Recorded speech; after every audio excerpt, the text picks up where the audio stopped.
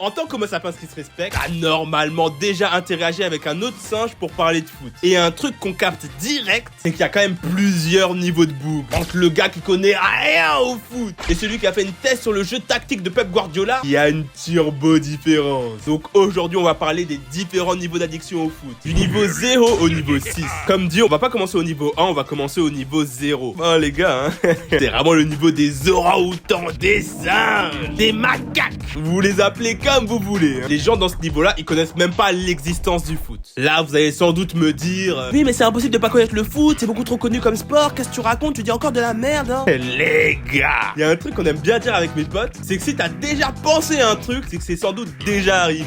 Ça va pas marcher avec tout, mais avec 99% des pensées normales, ça marche. Alban Einstein, une fois, il l'a dit dans son livre, là, son livre sur le foot.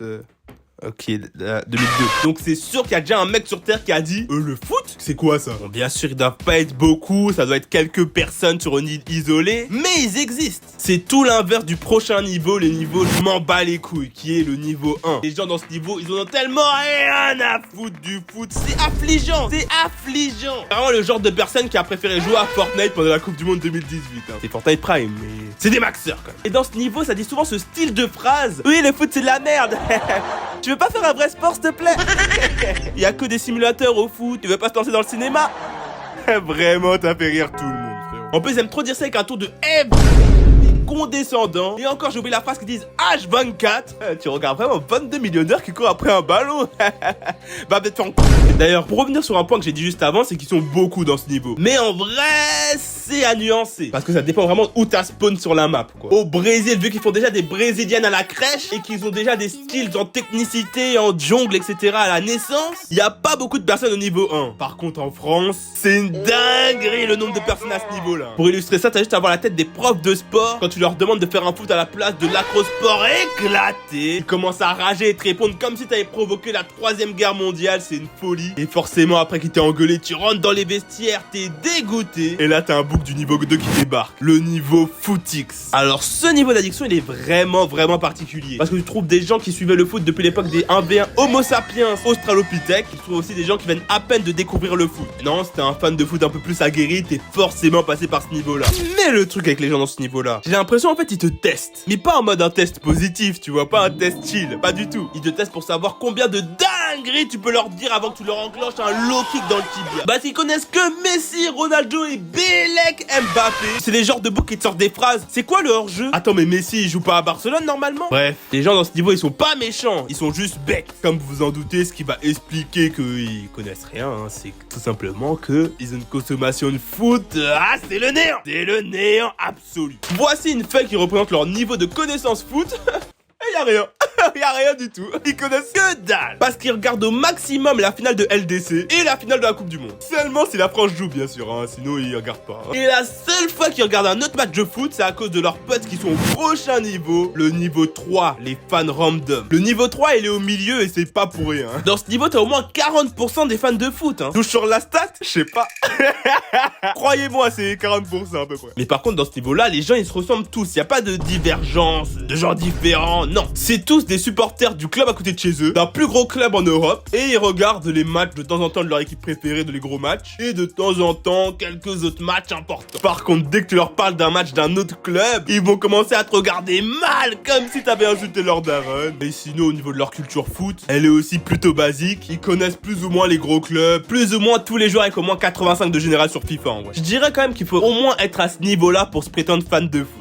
Malheureusement pour eux, dès qu'ils parlent avec une personne du prochain niveau, ils se prennent souvent un big pressing de racisme. Parce que le niveau 4, c'est le niveau des supporters random. Eux, c'est un peu l'upgrade. Ah ouais, vous avez vu mon accent anglais. C'est un peu l'upgrade du niveau 3. Là, on retrouve quand même des supporters qui sont plutôt aguerris. Ils connaissent tous les trucs que les fans random connaissent. Bah, c'est logique, ça. Sauf que eux, ils commencent à suivre le foot plus ou moins chaque week-end. Ils sont bien renseignés. Ils suivent un compte fan sur Instagram. Tu vois qu'ils sont à l'affût. Et à partir de là, il y a une big distinction entre eux. Premièrement, les books plutôt chill. C'est généralement eux que tu vas croiser quand tu vas au foot ou quand tu vas au stade, quand tu vas au City Stade, etc. etc. C'est souvent eux qui t'envoient ce message, ouais, on fait quoi pour le match de ce soir? Alors que toi, tu savais même pas qu'il y avait un match. C'est aussi des books qui suivent le match avec leur âme, avec leur corps, mais comme il faut. Parce que quand leur club préféré joue, ils sortent l'outfit complet. Faux maillot acheté sur Vinted, écharpe achetée l'année dernière à la boutique du club, et petits suppléments jean régular pour finir tout ça. C'est d'ailleurs avec les personnes de ce niveau-là, tu tapes tes meilleurs débats foot au fond de la salle en mode Daniel Riolo, équipe 21, équipe du soir. Des débats de qualité supérieure. Parce que ces bougs-là, ils connaissent vraiment le foot. Les tactiques, les entraîneurs, les joueurs. Donc c'est souvent très intéressant de parler avec eux de foot. Par contre, il y a un truc à pas faire avec eux, c'est les lancer sur leur club préféré. Sinon t'es cook. Non. T'es finito, presto, extendo, cook. Ils vont te lâcher des tirs à tard, le malade imaginaire. Pour t'expliquer pourquoi le jardinier du coin a eu un impact sur la défaite 2-1 d'extérieur en Coupe de la Ligue. Et voilà, même s'ils sont à fond derrière leur club, quand le club perd,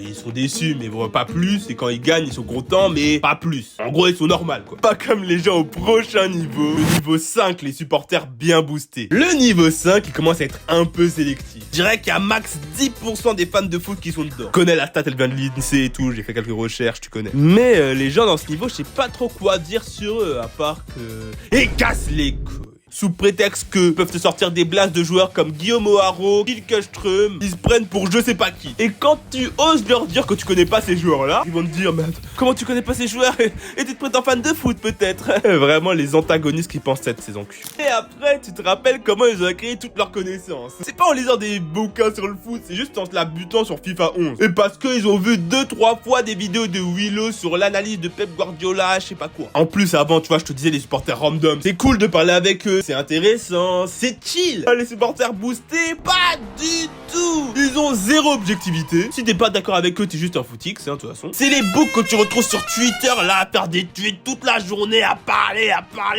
Trouve un taf, frérot. Par contre, les personnes au niveau 5, c'est impossible de leur parler après la défaite de leur équipe préférée. Et c'est d'ailleurs leur plus gros point faible, d'ailleurs.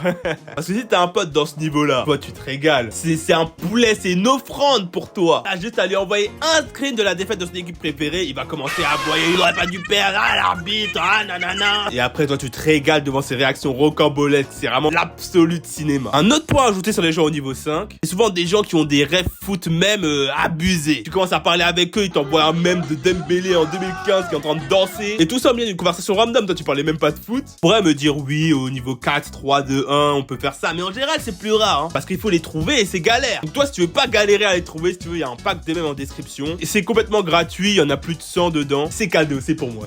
Bon, je pense qu'on peut passer au dernier niveau, le niveau ultime, le niveau 6. Special One. Oui, Special One, comme José Mourinho. Et en fait, je sais même pas si c'est suffisant pour décrire les gens au niveau 6. Parce que là, on parle pas que de gens qui connaissent bien le foot, qui sont bien renseignés, qui connaissent tout. On parle des gens, ils sont littéralement accros au foot. Ils pourraient donner leur daronne pour ce sport. Mais en fait, ça suffit pas de juste le dire comme ça. Donc, je vais faire une liste non exhaustive en plus de tous les trucs que tu débloques à ce niveau-là. One Football. Pin de leur chambre aux couleurs de leur club préféré. Pour les plus vieux, pin de leur salon aux couleurs de leur club préféré. Ils tiennent tous des comptes fans sur Instagram de leur club préféré. Ils ont toutes les chaînes Beansport, Canal+.